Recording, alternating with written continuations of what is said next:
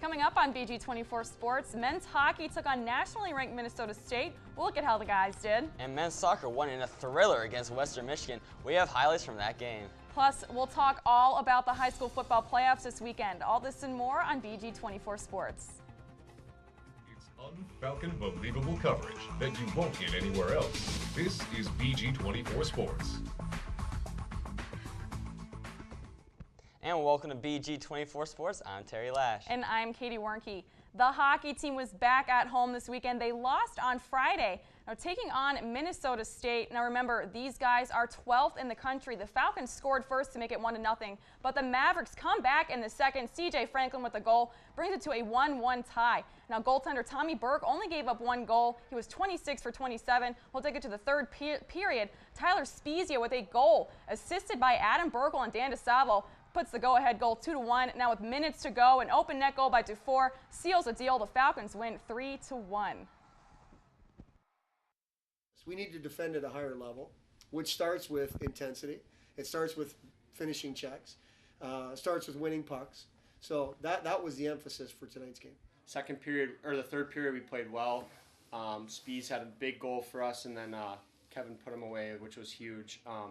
And that's, I mean, adversity is going to come in every game. You're playing a top 12 team, or wherever they are. They're going to score. They're going to get chances to score and make big plays themselves. That's why they're that good, or that's why they're that hyped to be good. So it was good that we answered and were able to compete with a good team like that.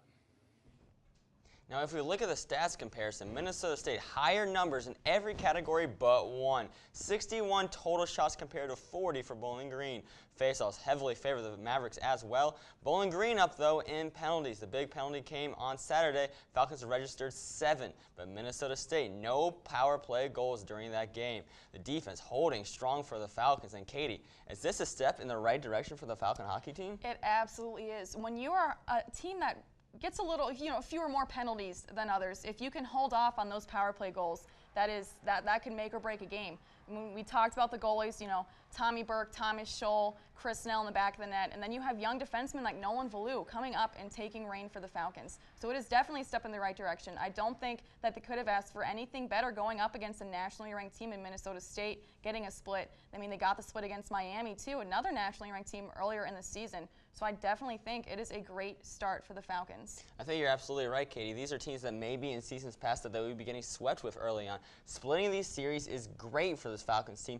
Maybe get more momentum. Later in the year, they'll be sweeping in their series. I completely agree. They are also, they're 5-2 and 0 in the WCHA so far, tied with the Mavericks. So it's a good start for the Falcons, absolutely. Now, when we come back, we'll take a look at how the men's soccer team and women's volleyball team did over the weekend. Stay with us. And the men's soccer team was in action against conference-leading Western Michigan on Saturday.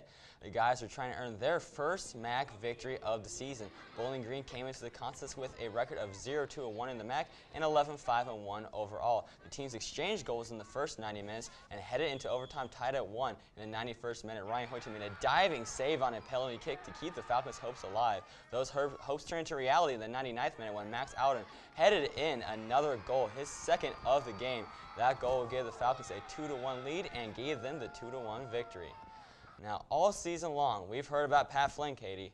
How have the Falcons been able to utilize their sensational sophomore? Pat Flynn has been outstanding for this team. Remember, he is just a sophomore, so he will come back next year. I mean, he's averaging 3.06 shots per game, 0.76 goals per game, which is great. He is second in the nation in goals with 13. So when you have a young player that you will be able to coach and have him get better throughout his years in college play, it's an outstanding asset for the Falcons to have. Well, you're absolutely right, Katie, and it's great to see him finally end his goalless streak that was lasting since September. He ended it last week when he scored another goal. Moving on to women's cross country, they competed in the MAC championships this weekend. The ladies finished 4th overall out of 12 teams. Individually, Becca Ray led the team, placing 13th, getting second team All-MAC honors. This was the team's best finish in 8 years. Now, Katie, what do you think about the 4th place finish for the women's cross country team? I think it is absolutely great for this team. It's a mix of young and old athletes on this team. And when I say old, I mean Becca Ray, who's a junior, Andrea Alt, a junior, Jasmine Redmond's a junior. They have younger girls on the team, Allison Francis, Mackenzie McMillan, who are freshman and sophomore. So when you have a team that has a nice mix of veteran athletes and then younger women on the team as well, it gives a great opportunity for coaching. And so to have them go in there and take 4th place in the MAC championships, it's a great advancement. I mean, looking at last year, they finished 6th. The year before that, they finished 8th. So they are slowly progressing. So I think it was a good finish for the Falcons. Absolutely. It seems like they move up 2 spots every year. Maybe we'll see a 2nd place finish next year. Hopefully we will. Maybe championship. Maybe championship. Yeah. Now, volleyball was still fighting for a chance in the MAC tournament this weekend. They are at home Saturday against Buffalo here. It is senior day for the team. And it was back and forth all night. This one went into 5 sets against Buffalo. Bowling Green pulling it out in the 5th. Nicole Slimko led the team in kills with 20, while Kelsey Bates registered 6 blocks. Now the Falcons moved to 4-8 in the MAC, tied with the Bulls and Central Michigan. Now Terry, they swept the weekend. What do the women have to do to get into that MAC tournament? Well, they have to keep winning, Katie. That is pretty simple. They're tied for 8th right now, that final spot in the MAC conference. Huge weekend for the Falcon volleyball team as they travel to Miami, and then they travel to Northern Illinois. 2 opponents that are doing great this season in volleyball. They're going to have to get these big wins if they want to make that MAC tournament. Do you think they have a realistic chance at getting there? I think they do. I think they built that momentum with these 2 big wins, but it's going to take more than just momentum. It's going to take no mistakes, solid play, and that's what the Falcon volleyball team needs to do if they want to go to the MAC tournament. I completely agree. Now, when we come back, it's all about high school football. The playoffs start Friday. We'll see how some of the teams stack up. Stay with us.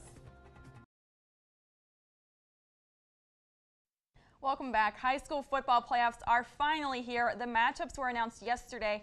Bowling Green will be playing Medina Buckeye, and Perrysburg takes on Massillon Washington. Terry, how far will the BG Bobcats get in these playoffs? It's been their first berth in 14 years, since 2000. Well, Katie, I haven't gone to the 2nd round. I haven't beaten Medina Buckeye. I think it'll be a close matchup. Medina has won 8 straight games, but you got to talk about David Espin and what he does for the ground game for this Bobcat offense, and you have all that emotion. It's been 14 long years since Bowling Green has been in the playoffs. You think it's going to get them to the 2nd round, but then they face Catholic Central. Toledo Catholic Central is perennial powerhouse. I just don't see them being able to keep up with them. But there's another great matchup in Northwest Ohio. What's going on with Perrysburg? Well, like we said, Perrysburg takes on Massillon Washington. And I think that this game will belong to the Yellow Jackets. If the Yellow Jackets, I mean, if you look at Gus Dimmerling and Quinn Thomas, wide receiver, quarterback Gus Dimmerling has 21 passing touchdowns so far this year. And then Thomas, like I said, their wide receiver, 7 touchdowns. So them paired together, it is a very high-powered offense. And if you cannot figure out how to shut down Gus Dimmerling, then you don't have a chance against Perrysburg. We'll see how they stack up, you know, once they get into some tougher teams. But in the regional playoffs, I think that Perrysburg has a really good chance at making it far. Very exciting. Massillon Washington, always one of the best high school football teams in the entire state. Really going to be exciting to see them come up to Northwest Ohio. And now with high school football and college football wrapping up their regular seasons, reporter Jasmine Burnett takes a look at intramural fields for some flag football. Sigma Phi Epsilon against Fiji was a game to remember. With Sigma Phi having its true players on the field, Fiji fell short play after play. Clay Malin said the biggest problem in the game was that they didn't score and Sigma Phi did. Defense, probably. They defended really well. You know, there's some good guys, so they played us tight. Barely making it to first down conversion, Sigma Phi struggled where it counted the most, in the first half. Sigma Phi took it beyond their ability to get first downs and even a trick play when Tosh Pinnell intercepted the ball during the second half. I mean, it's very exciting when you make plays like that because as corners, you're just looking for those big moments. And I had a great plays, but it's all credit to my defensive lineman, my defense. You know, we play together, we play as a team, and so great things happen. Fiji would try to make valuable plays, but it wasn't strong enough for Sigma Phi Epsilon's defense. Pinnell's interception would lead on to more touchdown passes by his teammates. Malin said his opponents had a good game. Like I said, there's no excuses. They beat us fair and square, so they definitely had it this night. The unstoppable Sigma Phi Epsilon outscored their opponents 14-0. And they will be moving on to the championship round, which takes place this week. I think we came out here with a mindset and a goal, and you know it's playoffs, so we're trying to get to the championship, and so that's our goal. We play as a team, we play together, we talk, we communicate, and it shows. It shows. For BG24 Sports, I'm Jasmine Burnett. For more information on how to get involved, check out IamLeagues.com. And when we come back, it's this week's BG24 Sports Inside Look at Falcon Athletes. Stay with us. All right, welcome to BG24 Sports Inside Look. We're here with freshman defenseman Nolanville. We're getting to know you on the ice a little bit, but now we're going to get to know you off the ice too. Are you ready for this? Yeah, I think so. Yeah, all right. Do you have any pregame rituals, things you do before the big game? I like to come to the rink a little early, preferably with my D partner, Mark Friedman. So that's about it for that. And then I always get dressed left to right, so like everything on my left side, then to my right, but not too superstitious. Okay, no sweaty socks or anything? No same socks, same undershirt? I do that, but I wash it, so it's not like I keep the same smelly stuff on the whole time. That's probably good. That's probably good. Hygiene's good. Yeah, definitely. What is your ideal first date? Ideal first date? My ideal first date, probably dinner and a movie. I don't know, is that pretty standard? It's a little standard, but what kind of movie? Definitely a romantic comedy guy. Okay, chick flick? Yeah, oh yeah, whatever she likes. Okay, all right. Hey, I think that's a good route to go. Yeah. Are you Twitter, Instagram, or Facebook kind of guy? Definitely Instagram. Instagram for sure. All right, you got to follow me on Instagram then. Okay. I'll follow you too. Yeah. What is your favorite go-to afternoon snack? Favorite go-to afternoon snack? It's a loaded question. Yeah, geez. I'm a big chip guy. Honestly, I could eat chips for a whole meal, but so I'd have to go with Pringles. If I had a can, I'd probably crush the whole thing. What kind? Any favorite kind of Pringles? They got like pizza, the cheese, regular. Probably sour cream. All right. Little unoriginal there, yeah, maybe. Sorry. No, hey, that's good. That's good. Now, what's your favorite sports team? Definitely the Red Wings. Ooh, I'm a Blue Jackets fan. That's kind of gross. Ouch. Okay. Now, if you weren't playing hockey, what would you be doing right now? Probably join the chess team, something like that, low key. You good at chess? No. No? Like to be though. Okay, I'm not good at chess either, so I'm in the same boat there. I'd join the team though. If you made a team, I'd join it. Yeah, I'd look at what you got. All right. Okay, audition. Yeah. Okay. Try out. Thanks for joining us, Nolan. It was great to get to know you a little bit off the ice. That is your BG24 Sports Inside Look. We'll see you next week with a new athlete. Welcome to Around the Studio. How this works, I pick a topic. There will be 45 seconds on the clock. The best answer gets the points, and at the end, we'll see who the winner is. We have Juan Pimiento joining us today. Juan and Terry battling it out. I hope you guys are ready for this. Now, is the Falcons hockey pick to finish 4th in the WCHA too low after the first few weeks of play, or is it still too early to tell? Well, Katie, I think it is too early to tell still. The Falcons look great early on in this season, but we don't know how Alaska Anchorage or Alaska Fairbanks or Minnesota State or Fair State are going to look throughout the year. And I think it's a great start for this Falcons team, but let's see how the season progresses a little bit. Yeah, but I mean, early on you can tell those teams are already kind of out of it. There is a division in the conference. There's very top-heavy. We're talking about Minnesota State and other teams like that. But early on, yeah, the Falcons do have a chance. We have an offense with a lot of firepower. Don't discount us. There is a very top-heavy conference, like I said, but the Falcons do have what it takes. Now, let's see how it goes. Like you said, it's still kind of early, but I think there's already a divide where we can tell who's going to be contending at the end. All right, Juan, you get the first round here. I agree. I think the Falcons do have a very strong contention. There are some top-heavy teams, like you mentioned, in Minnesota State, but the Falcons did take down Minnesota State already. Now, moving on, women's basketball is slated to get second in the MAC East. Not many picked the ladies to win the MAC championship this year. Is this a correct pick? Yeah, unfortunately it is, because you do have Buffalo at the top of the division and Central Michigan at the top of the whole conference. Because Buffalo coming back with 4 starters, 2 of them which are already preseason all MAC East picks to be on their team. BGSU only has their leading scorer coming back, unfortunately, but don't discount it because you are the defending division champions. Buffalo, though, they're very strong coming back, very strong core. I think it's just right that we're second in the East. I think is blasphemous. I think the Falcons should be #1 in the East. Erica Donovan is an absolute star on the offensive end of the board for the Falcons. I think you are not counting the coaching abilities of Jennifer Roos. She can make this young talent perform like seasoned veterans.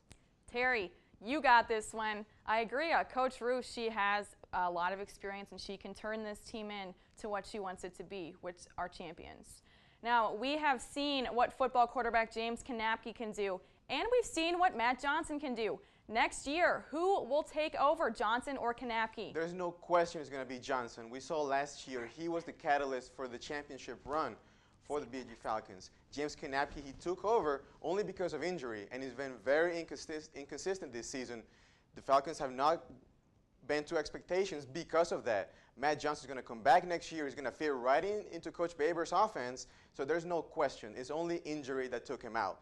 Matt Johnson's going to come right back in and look for us to make perhaps another run at a MAC championship. Well, let's hold on a second. Let's give King James Kanapke his due. He was put in a tough spot this season early on coming in for Matt Johnson, and he's played very well. He did get the victory over Indiana. We cannot forget that, the first one over a Big Ten opponent since 2007. So let's not underestimate what James Kanapke has done for this program. Juan, you got it this time. I think, like you said, James Kanapke is a very inconsistent quarterback. When he has 9 interceptions with 10 touchdowns, that is not the caliber that the Falcons need to win the MAC. Now, finally, men's soccer needs to win against Northern Illinois this week to make the MAC tournament. Are the guys in or are they out? They are in because tomorrow the season's on the line against Wright State at home. Literally, if they lose tomorrow, they're out. I expect them to step up. I expect all the players to step up. Coach Nichols is going to have this team ready to not only to win against Wright State tomorrow, but beat Northern Illinois, who's at the bottom of the division. Now, they do have to wait for a couple other teams to see what they do, but I think they're going to go in, and they're not only going to go in, they're going to make a run at the MAC championship. Mark my words, Terry Lash, you're Mr. Bold Prediction. This is my bold prediction. We're going to take the MAC this year. I love your bold prediction, Juan, but I do not agree with it. I think the Falcons have a lot of potential, but the MAC championship, that is some mighty hefty words you're saying over there. Let's see if they can get into the tournament first place. Then we can go ahead and discuss if they're MAC championship worthy. Juan, you got it. Well, congratulations. Men's soccer, I completely agree again with you. They will make the MAC tournament, and I do think that they have contention to be MAC champions. Now, do you want your victory speech here, Juan? Yes, absolutely, because it's a historic day here at Around the Studio because the hashtag anchor bias is over. I have taken it down. Finally, no more Terry Lash at the end of every single show. You're going to see a new face now, finally. The truth and the reason and the numbers have defeated the system. You're welcome, BG. All right, well, congratulations, Juan. Now, after the break, it is the weekend recap and then our pick of the game. Our pick for game of the week. Sorry, stay with us. Welcome back. Here is a look at the weekend recap. Volleyball had 2 wins over Friday and Saturday. They have a shot at the MAC tournament. Hockey got the split against Minnesota State. And men's soccer got an overtime win against Western Michigan, and men's and women's cross country competed at the MAC championships. The men ended in last and 9th, while the ladies finished in 4th. Now, looking at this week, our game of the week has got to be football tomorrow night against Akron. Let's look at the stats here. A big matchup. Now we have the Falcons, their average passing yards is 289.4 over Akron's 257.8. Their rushing yards, again, pretty heavily in favor over Akron, but the average points per game, they're sort of close. The average points against Bowling Green, a little higher there. What are your keys to the game, though, Terry? Well, I think the key is that Kyle Pohl is coming back for the Akron to lead them as their starting quarterback. Before he got hurt, that offense is firing on all cylinders. This BG defense is going to have to shut him down. If not, it could be a long night for the Falcons. I agree. I think one thing that the Falcons really need to focus on is keeping guys like Roger Lewis, Ronnie Moore, Travis Green open. Now that the teams in the MAC have seen what they can do, they're going to try and shut them down. So if they can see and find ways to get the ball to those guys, then they'll do good. James Kanapke also needs to limit those interceptions. 10 touchdowns to 9 interceptions are not very good stats. He's a rushing quarterback, though. He can run. He has some legs, which is good. Yes. But the Falcons' offense really needs to get going for sure. Yeah, very true.